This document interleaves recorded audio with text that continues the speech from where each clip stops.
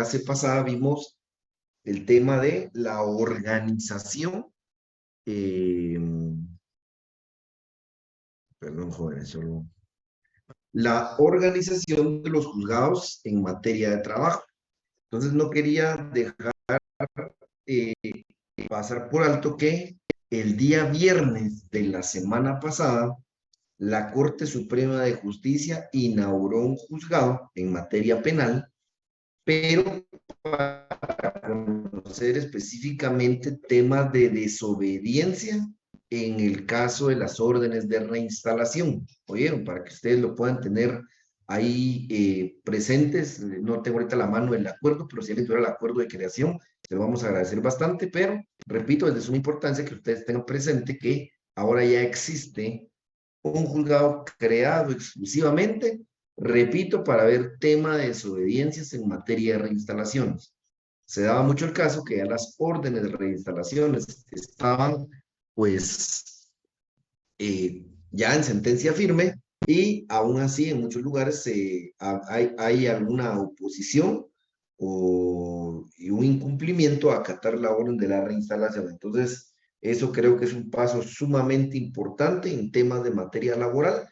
Entonces, no quería dejar de comentárselos para que ustedes sepan que hay un juzgado que se acaba de crear, repito, en materia penal, para ver exclusivamente el tema de desobediencias por incumplimiento en las órdenes de reinstalación. ¿Oyeron? Para que lo tengan ahí presente y puedan buscar el acuerdo. Y como les digo, fue el día viernes que inauguraron ese juzgado. Bueno, tengo pendientes subir a la clase el día miércoles. Ustedes disculparán, la nube se tardó en darme la grabación, ya tenía que moverme, tuve que apagar la computadora, se las envío hoy. Y lo que sí, espero que ya las grabaciones anteriores las hayan podido ver, dado que, tal cual lo platicamos la semana pasada, pues ya hoy quitamos esas grabaciones, ¿sí? Entonces, solo para que lo tengan presente. Adelante, estimada Patricia. Buenas noches, licenciado. Solo tenía una pregunta y disculpen mi ignorancia.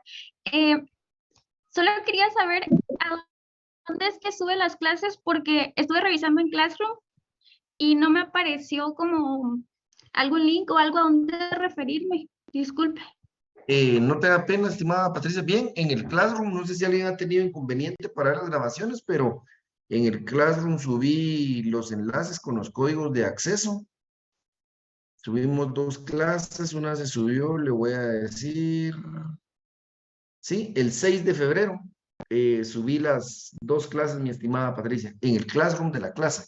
Ahí lo puede corroborar y no sé si alguien más ha tenido algún inconveniente, pero ahí están, mi estimada Patricia. Usted revisa ahorita, fueron subidas el 6 de febrero las 2 clases, que creo que fue hace 8 días, que fue el lunes de la semana pasada. Así es, lunes de la semana pasada. Gracias, licenciado. Disculpe, estimado licenciado, tampoco no las pude encontrar y las estuve buscando y estaba con esa duda de saber en dónde las estaba usted colgando, licenciado. Sí, fíjese, ahorita revisé incluso, aquí lo digo, el 6 de febrero fueron publicadas ambas. De hecho, hay aquí un par de comentarios, dice gracias, licenciado. El 6 de febrero fueron publicadas. ¿Oyeron? En el claro respectivo. Vamos a ver, acuerdo 33-2002-22 de la Corte Suprema. Adelante. En el material que envía el licenciado. Perdón, mi estimada Magda, se le entrecortó. Sí, perdón, licenciado, tengo un poquito de inconveniente con el internet. No, les comentaba a las compañeras del correo, llega la información, ahí es todo el material, de hecho ya lo revisé. Gracias, licenciado. Vaya, está bien, estimada Magda. Sí, como les digo, a quienes no lo han podido ver, ahorita revisé el 6 de febrero, fueron publicadas las 2 clases y hoy espero publicar la del día miércoles y la del día de hoy. ¿Oyeron?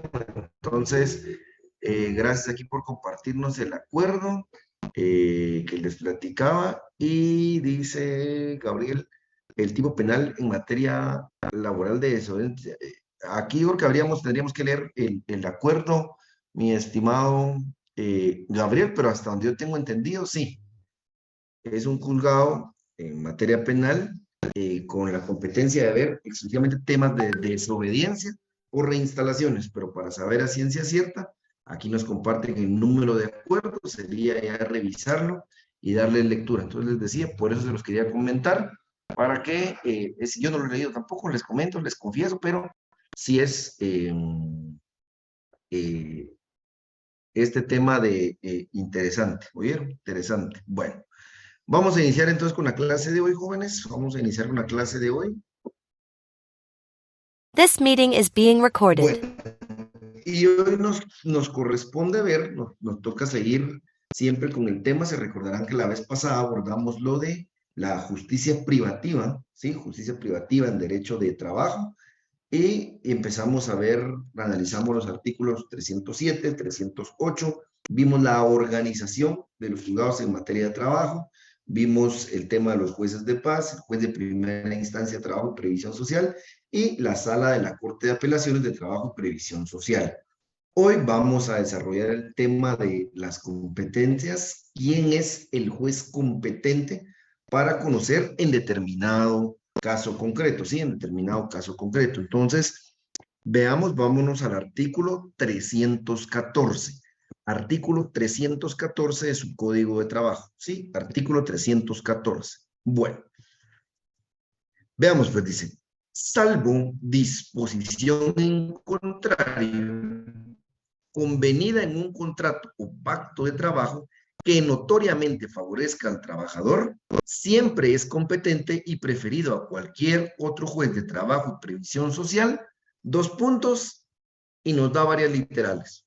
Pero ojo, jóvenes, la primera regla, sí, que hay que aplicar cuando hablamos de saber quién es el juez competente para conocer un determinado caso, está en este primer párrafo. Veamos despacito nuevamente, dice, salvo disposición en contrario, subrayen aquí, convenida en un contrato o pacto de trabajo que notoriamente favorezca al trabajador. ¿Sí? Anoten ahí, primera regla. Es la primera regla de la competencia. Puede ser, no se da en la práctica mucho, pero puede ser que, supongamos, si es una empresa que tiene sucursales en todo el país o alguna institución del Estado con presencia en todo el país, como es el organismo judicial, el Ministerio Público, en el que ustedes saben que a veces hay convocatorias y cuando, digamos, cuando hay un compromiso, ¿sí? Que ganando los exámenes, la capacitación, uno tiene que, digamos, tomar la plaza que le ofrezcan, digamos, no necesariamente en el departamento, sino que a veces retirado de la ciudad capital. Entonces, puede ser en una empresa o en una institución del Estado que alguien diga, vean, nosotros tenemos presencia en en varios departamentos, entonces en nuestros contratos le vamos a dar de inicio al trabajador esa opción de que en caso de alguna diferencia de índole judicial en el ámbito legal, él pueda demandar donde él considere que le es favorable. Por ejemplo, lo vamos a contratar aquí en Guatemala, pero el trabajo se va a desarrollar en Huehuetenango o viceversa, él necesitamos que haga presencia en Petén, etcétera, ¿sí? Entonces, puede ser que en el contrato, ¿sí? De una vez se deje una cláusula que, por ejemplo, en caso de diferencia derivada de la suscripción del presente contrato, la empresa o el patrón renuncia al fuero de su domicilio y decide o acepta someterse a los tribunales que considere favorable el trabajador. ¿Sí? Entonces, si existe esa cláusula, esa es la que vamos a aplicar. El trabajador va a poder demandar, dice, donde le sea notoriamente favorable. Puede ser también que no necesariamente en el contrato, sino en alguna institución o empresa derivado de la negociación colectiva, en un pacto colectivo, ¿sí? Se le pida al patrono en la negociación del pacto y éste acepte a poder anotar esa cláusula. Entonces, que alguno de los artículos del pacto sea, en caso de diferencia entre el trabajador y patrono que requiera someterlo a conocimiento de un juez, será competente el que notoriamente favorezca al trabajador, renunciando el patrono al fuero de su domicilio, ¿sí? En cualquiera de las dos puede ser, en el contrato o un pacto. Entonces, ¿cuál va a ser la primera regla que apliquemos? Repito, esta. Si hay una cláusula consignada en un contrato o en un pacto de condiciones de trabajo que favorezca al trabajador. Esa es la primera regla. ¿Qué pasa? ¿Sí? ¿Qué pasa si no existe regla? Si no existe esta regla. Que sucede muchísimo en la práctica. Es sumamente difícil que un patrono dé esta ventaja al trabajador. Entonces, si no existe cláusula o artículo alguno en el contrato o en el pacto colectivo de condiciones de trabajo, entonces vamos ya a las literales. Veamos, pues, entonces dice, siempre es competente y preferido a cualquier otro juez de trabajo y previsión social, dos puntos. A, el de la zona jurisdiccional a que corresponda, subrayen ahí, el lugar de ejecución del trabajo, ¿sí? El del lugar de ejecución del trabajo. ¿A qué se refiere esto, jóvenes? Esto es bien sencillo. Esta literal A es bien sencilla. Si yo trabajo aquí en el departamento de Guatemala, ¿sí? Y me despiden o quiero reclamar pago de horas extras y demás, ¿a dónde voy a demandar? Aquí, en el departamento de Guatemala. ¿Sí? Si hay una empresa que abrió plazas allá en Quetzaltenango y yo viajé, hice la entrevista y me dieron el trabajo. ¿Sí? Entonces, ahora si me despiden, si yo quiero reclamar el pago de alguna prestación, ¿a dónde tengo que demandar? ¿Ante qué juez tengo que presentar mi demanda? El del lugar de ejecución del trabajo. Es decir, para este caso que les comento va a ser el juez de primera instancia de trabajo y previsión social de Quetzaltenango. A eso se refiere esta literal A. Se va a presentar la demanda en donde efectivamente se prestaban los servicios, en donde se realizaba el trabajo. ¿Dudas o consultas de esta literal A? ¿Queda claro aquí? ¿Tenemos dudas?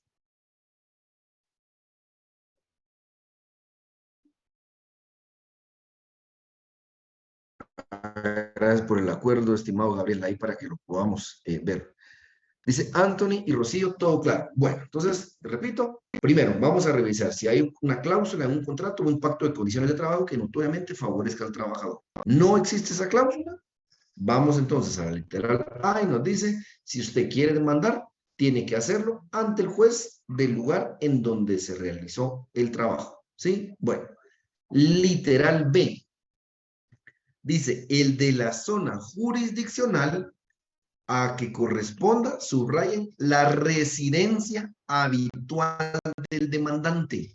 ¿Sí? La residencia habitual del demandante, si fueren varios los lugares de ejecución del trabajo. Por ejemplo, un trabajador rutero, por ejemplo, de alguna empresa de agua pura, de gaseosas, qué sé yo. Trabaja en ruta en el departamento de Guatemala, Zacatepeques y Escuintla. ¿En dónde va a plantear su demanda? Dice, en el lugar donde tenga su residencia habitual. Entonces, si son varios lugares los de la ejecución del trabajo, aquí sí hay un beneficio para el trabajador de poder plantear la demanda en donde efectivamente tiene su lugar de residencia. Puede ser incluso, recuérdense que la duda favorece al trabajador y el indubio pro operario debe aplicarse siempre favorable al trabajador. Yo aquí incluso interpreto que puede ser que alguien viva en el departamento de Guatemala y su área de ruta sea, por ejemplo, Zacatepeques, Escuintla y Suchitepeques. ¿Sí? Ni siquiera está contemplado el departamento de Guatemala entre su ruta, pero aquí dice que si son varios los lugares de ejecución del trabajo, ¿en dónde puede mandar? Donde tenga su residencia.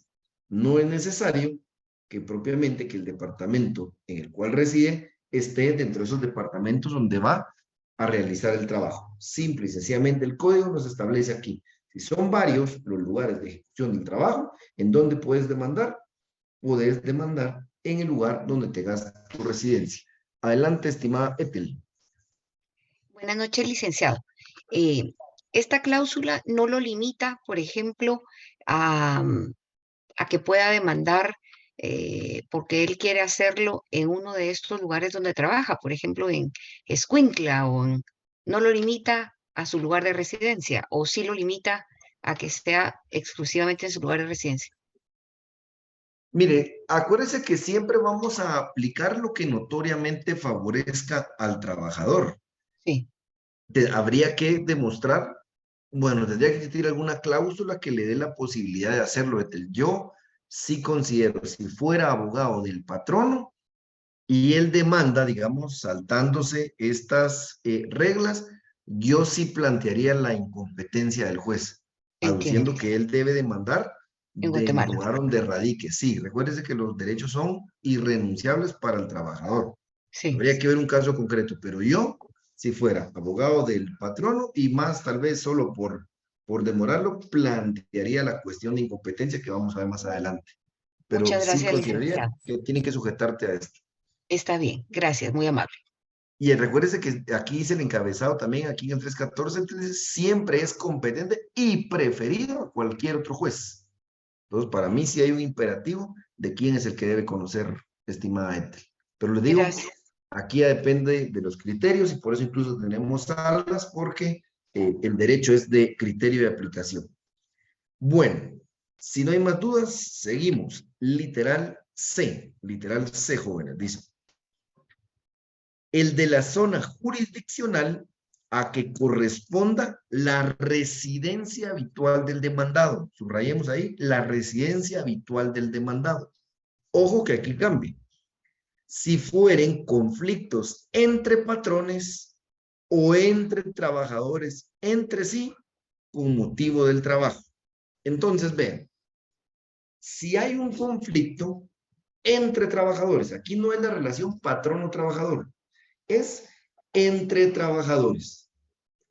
¿Quién es el juez competente para conocer ese conflicto? El juez de la zona jurisdiccional del demandado. Aquí ya varía. Aquí vamos a plantear la demanda ante la persona de la cual requerimos el cumplimiento de alguna obligación o un derecho, ¿sí? Del demandado. Porque, ojo, repito, aquí es un conflicto entre trabajadores surgido con ocasión del trabajo.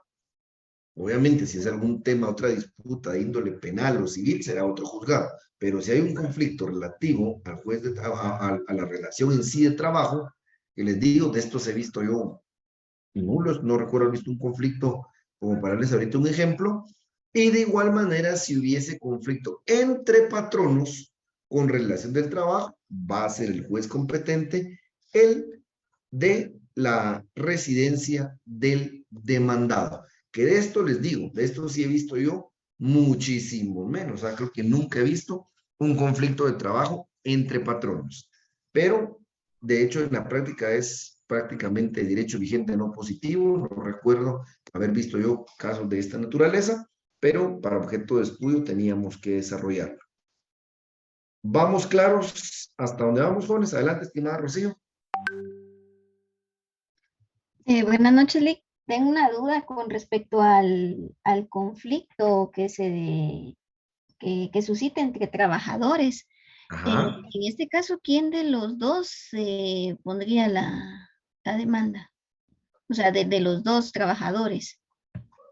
El que requiera, el que considere tener un derecho que le han violentado o que quiera que le cumplan alguna obligación. Por luego ahorita no se me viene algún ejemplo a la mente. En la primera clase alguien decía, si por ejemplo existe un conflicto en la pelea por una plaza o algún ascenso, que ahí yo dudo si es entre trabajadores o contra el patrón, pero va a plantear la demanda, estimada Rocío, el que considera, repito, que algún derecho se le ha afectado o que no se le ha cumplido con alguna responsabilidad, tal vez tratando de ver algún ejemplo, no sé, se me ocurre de repente en una empresa donde trabaja en cuestiones de seguridad, que alguien demande que alguno de los compañeros no cumple con las reglas de seguridad o que al no tomar ciertas normas de seguridad pone en peligro la vida de los demás. Algo así me puede ocurrir, pero ahí es, repito, Rocío, el que se considera afectado, el que debe interponer la demanda. Sí, pues, aunque el conflicto sea entre los mismos compañeros, pero siempre se demanda al patrón. Por eso le digo, ahí va a depender mucho de un caso en particular. Yo realmente nunca he visto un juicio entre trabajadores. Por eso le digo, en la práctica no he visto esto yo, para serle honesto, estimada Rocío. Pero Gracias. la naturaleza del artículo es un conflicto entre trabajadores. Adelante, Ethel, y después Marco. Adelante, Ethel. Sí, podría ser el ejemplo anterior, licenciado, en donde son trabajadores que trabajan en ruta y de pronto quien no haya cumplido con su meta decida abarcar parte de la ruta de otro trabajador y eso pues generará conflicto entre ellos, ¿verdad? Podría ser, se me ocurre ese ejemplo. Sí, podría ser, Ethel, podría ser. Y es que lo que les digo, jóvenes, si ustedes lo ven, después caemos a la práctica de, bueno, pero realmente un conflicto de esos no es problema en sí del patrono, de la empresa, entonces hay que analizarlo, pero creo que estamos en nuestra idea general acertados nosotros, que al final es, repito, cuando existe un conflicto entre trabajadores de índole de seguridad, de índole, en este caso, puntualmente de retribución, etcétera, ¿verdad? Tratando de buscarle ahí algún ejemplo. Adelante, estimado Marco. Gracias, licenciado. Se me ocurría a mí, entre esta situación, de un ejemplo que podría ser probablemente un jefe inmediato que pudiera estar tratando mal a un subordinado. Podría ser algo así, licenciado, y es una demanda, pero no sé si sea de índole de trabajo, licenciado, más sería como algo de amenaza o algo así, no sé si... No, podría ser, estimado Marco, por ejemplo, algún cabal, exacto, como usted decía, algún patrono que se esté excediendo en el trato hacia un trabajador, no se está conduciendo con respeto, públicamente tiene conductas inadecuadas. A mí se me ocurre que eso entabla también dentro de lo que puede ser una relación de trabajo y una demanda de índole laboral, que les repito, no he visto yo en la práctica nunca ninguna. Adelante, estimado Nelson. Buenas noches, licenciado. Con una pregunta, disculpe, tal vez no vendrá al caso del tema, pero algo que se me está ocurriendo. Licenciado, y es que no recuerdo el nombre de ese conflicto. Cuando un patrono cierra un lugar de trabajo así, digamos, yo me presento mañana a donde trabajo y resulta que encuentro cerrado. Ese es un conflicto de carácter económico-social, ¿no? ¿Cómo se denomina a eso? No. Ahí, digamos, ahí al final, si lo vemos en frío, estimado Nelson, es un conflicto patrono-trabajador, del patrono hacia todos sus trabajadores. Ahora, lo del conflicto colectivo de carácter económico-social, eso es producto de una negociación colectiva, estimado Nelson. Nada que ver ahí, nada que ver aquí. En el caso que usted nos dice, si no es un sindicato, si no es un grupo coaligado, un comité ad hoc, entonces ya serán los trabajadores a los que a lo individual tendrán que plantear su demanda respectiva ante el patrón. Pero digamos, ¿Y si lo colectivo. ¿Y si fuera un sindicato? Lo que pasa que ahí, digamos, no es, le digo, no es un conflicto colectivo, sino que ahí tendría que ser siempre un juicio ordinario, porque el conflicto colectivo es cuando hay una negociación para mejorar las condiciones de trabajo. Aquí lo que estamos viendo es un despido masivo, no una negociación colectiva, ¿verdad? Se habría que plantear, a mi juicio, el juicio ordinario laboral. Ok, gracias, licenciado, muy amable. Va, estimado Nelson. ¿Alguna otra duda, jóvenes? ¿Dudas o consultas? Bueno, sigamos entonces. Literal D, sigamos. Dice, el de la zona jurisdiccional a que corresponda, subrayen ahí, el lugar del territorio nacional en el que se celebraron los contratos. ¿Sí? Repito, el lugar del territorio nacional en que se celebraron los contratos. ¿Sí?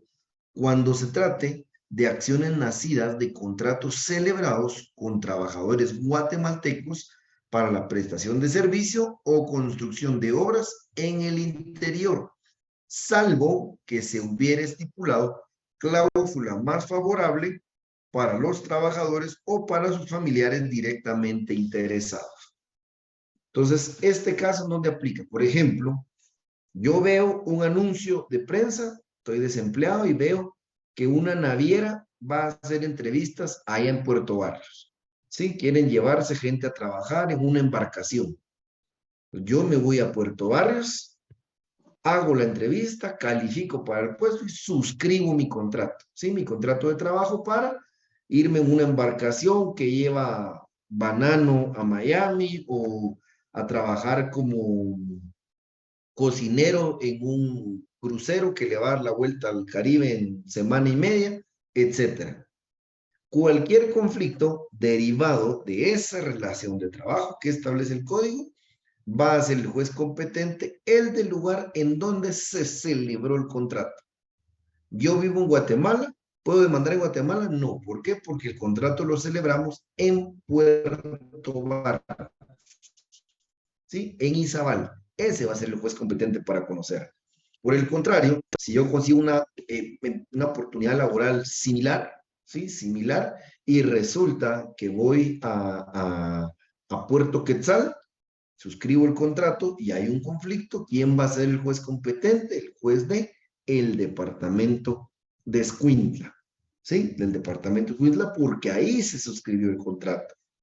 Si aquí en el departamento de Guatemala vemos que una aerolínea realiza una oferta de trabajo para que alguien pueda trabajar como parte del staff que va en los vuelos, se me fue ahorita el nombre técnico de las personas que ayudan en la tripulación en los vuelos. Por ejemplo, viene alguien de Quetzaltenango a realizar la entrevista, califica para el trabajo, suscribe su contrato y empieza a trabajar yéndose al extranjero a sobrecargo. Gracias, Gabén. Entonces, a eso se refiere el tema de esta cláusula. Cuando es para realizar trabajos en el exterior, dice, va a ser el juez competente el del lugar donde se celebraron los contratos. Ojo, que básicamente nos da una norma como la primera que analizamos en el artículo, porque vean, dice, salvo que se hubiera estipulado cláusula más favorable para los trabajadores o los familiares directamente interesados. Puede ser ahí entonces que nos encontremos con que alguna empresa dé la facilidad, de, como lo hablamos al inicio, de renunciar al derecho ese de su domicilio y decir que se somete al tribunal que el trabajador considere más favorable. Pero eso solo dice si se hubiera estipulado una cláusula más favorable. Si el contrato de trabajo no contiene esa cláusula, quiere decir entonces que la demanda se va a plantear ante el juez en donde se suscribió el contrato. ¿Sí? Adelante, estimada Rocío. Solo una duda, licenciado. Cuando se refiere a la palabra es exterior, prestación de servicios o construcción de obras en el exterior, se refiere fuera del país también. O sea, así es. Sí. Sí, exacto. Trabajo de mar, ¿verdad? Trabajar fuera del país, ajá, en Estados Unidos, en Cuba, andar en el Caribe, o el otro ejemplo les decía, cargo, y que será unas horas en el territorio nacional y después ya es cielo internacional, es para aterrizar en otro país. Se refiere al trabajo hecho fuera del país de Guatemala, Rocío. Muy amable, Eli, muchas gracias. ¿Dudas o consultas hasta dónde vamos, jóvenes? Entonces, Vamos recapitulando. Veamos. Lo primero que vamos a analizar cuando querramos ver quién es el juez competente para conocer de un determinado conflicto de trabajo entre patrono y trabajador o entre estos, es decir, trabajadores contra trabajadores o patronos contra patronos, lo primero que vamos a revisar entonces es, vamos a ver si existe una cláusula en el contrato o en un pacto colectivo de condiciones de trabajo en donde se estipule que el trabajador puede plantear su demanda en caso de discrepancia en el ámbito laboral donde le sea notoriamente más favorable. Si existe esta cláusula, entonces el trabajador puede presentar su demanda donde considere que le beneficia más, sea porque se cambió de residencia, sea porque su nuevo trabajo ahora está en otro lugar, etc. Él puede decidir. Si no existe esta cláusula, ni en el contrato, ni en el pacto colectivo de condiciones de trabajo, entonces tenemos que aplicar las reglas que nos da el 314 en sus literales. En primer lugar, bueno, se va a demandar ante el juez del lugar en donde se realizaba el trabajo. Si yo trabajaba aquí en el departamento de Guatemala, ¿ante quién tengo que demandar? Ante el juez de trabajo y previsión social de Guatemala. Si yo me fui hasta Huehuetenango, porque había una buena oportunidad, hice la entrevista y fui contratado, ¿sí? Entonces, ¿ante quién voy a plantear mi demanda? Según esta literal A, ante el juez de primera instancia de trabajo y previsión social del departamento de Guatemala, ¿sí? El lugar en donde se realizaba el trabajo. Ahora, literal B, si yo, por la naturaleza de mi trabajo, realizaba el trabajo en varios departamentos, no solo en uno, sino que en varios departamentos, y varios departamentos es de 2 en adelante, ¿sí? Si esta situación se da, la ley me da el beneficio de que yo pueda plantear mi demanda para requerir el cumplimiento de obligaciones o reclamar derechos. ¿Ante qué juez? Ante el juez en donde yo tenga mi residencia habitual. Si mi ruta era Zacatepeques, Guatemala, Suchitepeques, pero yo vivo aquí en Guatemala, voy a plantear mi demanda, ¿dónde? Aquí en Guatemala, ¿sí? En Guatemala. La literal C nos habla que cuando sean conflictos entre trabajadores o entre patronos, ¿sí?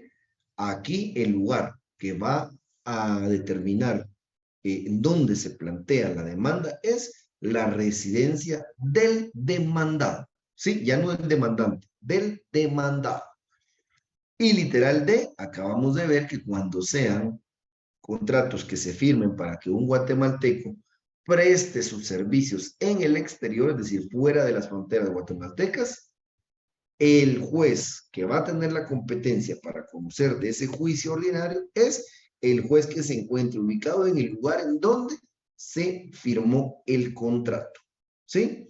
Vemos también que dice que salvo que se haya estipulado una condición más favorable para el trabajador, pero de lo contrario es el juez competente el que está en el lugar en donde se firmó el contrato. ¿Dudas o consultas, jóvenes, antes de cerrar este artículo? ¿Queda claro? Todo claro, Lic. Excelente. Excelente, excelente. Bueno, y entonces veamos por último este artículo 315, y nos establece aquí. Las acciones para obtener la disolución o alguna prestación de las organizaciones sindicales se deben entablar ante el juez de la zona jurisdiccional a que corresponde el lugar del domicilio de estas. Es decir, si yo patrono me doy cuenta que algún sindicato ya incurrió en alguna de las causas de disolución, por ejemplo, si no mal recuerdo, que tenga menos trabajadores de los que la ley establece. Ustedes saben que la ley establece que deben ser 20 trabajadores. Si yo veo que, vamos a ver si encuentro aquí el artículo. Si yo veo que Vean, por ejemplo, en el 226, está por qué motivo se puede disolver un sindicato. Por ejemplo, la literal B dice que ejercen el comercio y la industria con ánimo de lucro. Entonces, si yo veo, ¿sí?, que hay un sindicato que ya desvirtuó su naturaleza y se convirtió en una organización lucrativa, yo puedo solicitarle al juez que disuelva ese sindicato. ¿Y ante quién voy a presentar esa demanda solicitando la disolución del sindicato? Ante el juez de primera instancia de trabajo y previsión social, donde tenga el domicilio registrado del sindicato, ¿sí? Supongamos que es un sindicato de una institución pública a nivel nacional, pero resulta que su lugar de domicilio lo tiene registrado en el departamento de Petén, aunque tengan incidencia a nivel nacional en donde tengo que plantear mi demanda, en el lugar del domicilio del sindicato, es decir, al departamento de Petén. Si el domicilio está constituido en Guatemala, entonces planteo mi demanda para solicitando la disolución del sindicato en Guatemala. Si tiene registrada su residencia en el departamento de Huehuetenango, entonces en el departamento de Huehuetenango tengo que plantear mi demanda, ¿sí? Entonces, para que quede esto claro, y solo veamos el 315 segundo párrafo. Dice, sin embargo, se estará lo dispuesto en el artículo anterior cuando las organizaciones sindicales actuaren como patronos en caso determinado. Es decir, si yo quiero demandar a un sindicato, pero no solicitando su disolución, sino yo en calidad de empleado del sindicato, por ejemplo, también me contrataron de seguridad, de recepcionista, de secretaria, de personal de limpieza, etcétera. Y yo tengo un reclamo porque no me han pagado, me despidieron injustificadamente. Entonces, ¿qué reglas vamos a aplicar ahí? Las que acabamos de ver en el artículo 314. Sí, cuando se trata de una persona en calidad de trabajador demandando a un sindicato en calidad de patrono, rigen las reglas que acabamos de ver en el artículo 314. Solo en el caso que se trate de la solicitud de disolución, lo que va a demandar el juez competente es en donde tenga registrado la dirección de domicilio el sindicato. ¿Sí? Eso es para que veamos que sí tenemos que hacer esa diferenciación. ¿Dudas o consultas en lo que hemos visto hoy, jóvenes? Claro, el tema de las competencias en materia de trabajo. Excelente, excelente. Bueno, lo vamos a dejar el día de hoy hasta acá, porque igual siempre lo que marca es donde logramos ver a primera hora. Sí, adelante, mi estimado Eddie. Gracias, licenciado. Buenas noches. Fíjese que a mí me surge una duda. En el caso supe de una persona que fue ligada a proceso y eso hizo que le suspendieran su contrato. Al momento de esta persona resolver su situación penal, el juez en su resolución también le incluyó el regresar a sus labores y el reintegrarle todo el dinero que dejó de percibir. Mi duda es, ¿tiene competencia este juez en materia penal, en lo laboral? Pero no creo que haya sido el juez penal el que emitió esa resolución, mi estimado Eddie, porque él solo ve por el tema de la libertad. Es caso contrario, como usted muy bien lo dice, el tema de la suspensión individual de contrato, que la ley regula, que puede ser por tema precisamente penal, pero el juez penal no tiene competencias para entrar a resolver en materia laboral. Ah, entiendo. Si yo escuché el audio de la sentencia y si él declaraba a la persona inocente y ordenaba o sea, ¿usted cree que ahí se excedió entonces en su resolución? Para serle honesto, yo creería que no tiene competencias en esa naturaleza, pero como el código sí lo regula, le digo, cuando Perdón, nos... solo perdone. ¿Ah? Por el hecho de haber usado la institución al momento de ser ligada a proceso, de haber usado ese como argumento de la suspensión de labores esa resolución del juez penal.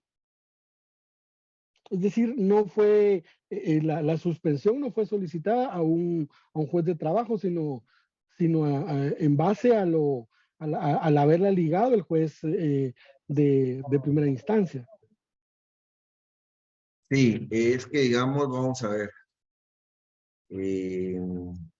Lo que pasa es que sí está regulado acá a partir del 65, nos habla de la suspensión de los contratos de trabajo. Y veamos el artículo.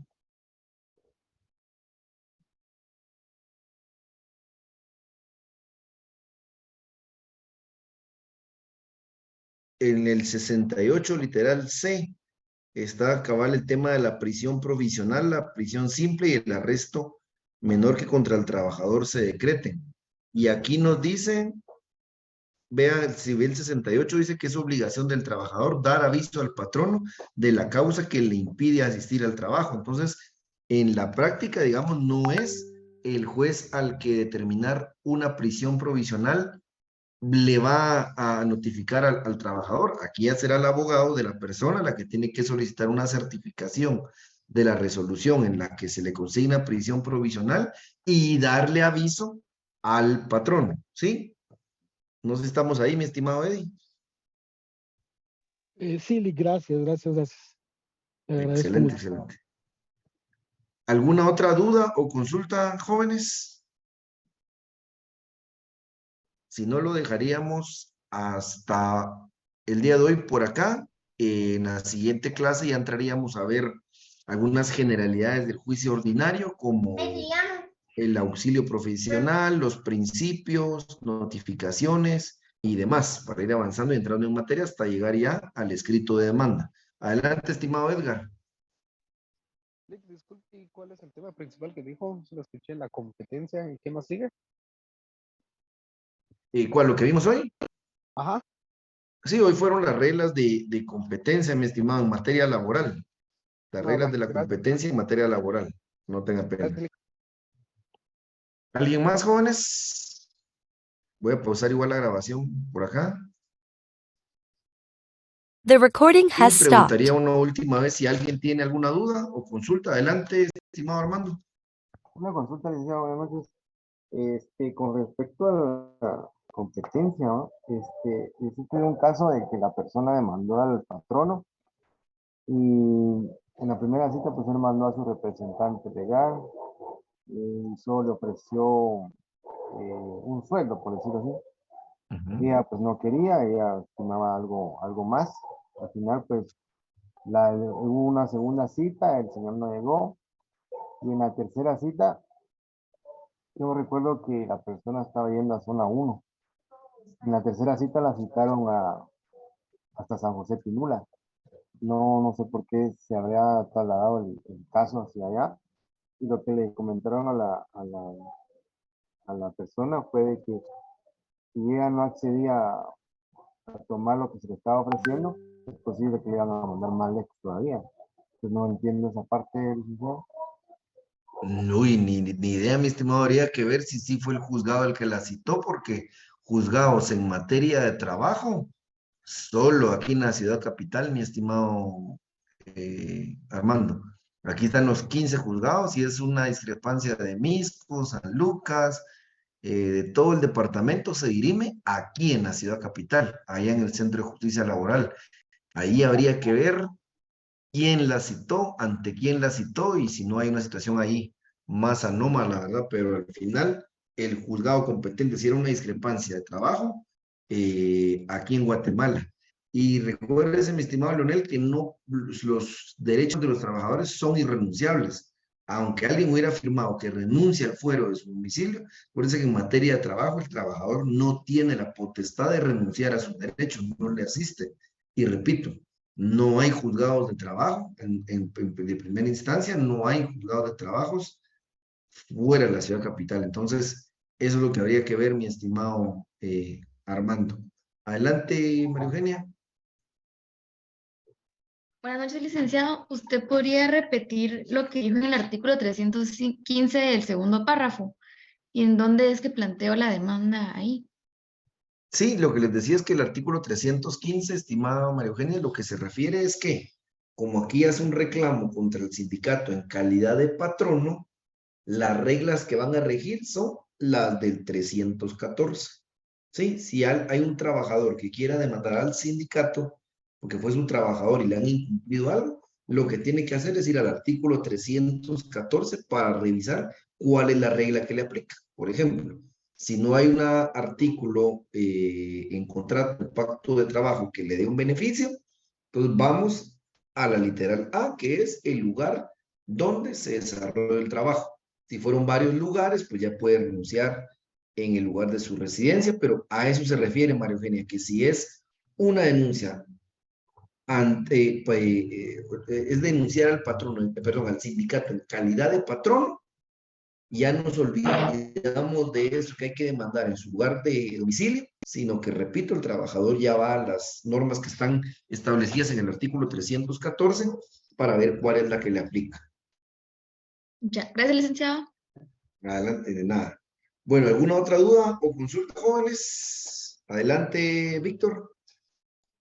Licenciado, buenas noches, perdona, yo solo tenía ahí una pequeña consultita. ¿A qué se refiere cuando dicen que las organizaciones sindicales actuaran como patronos, licenciado? Disculpe.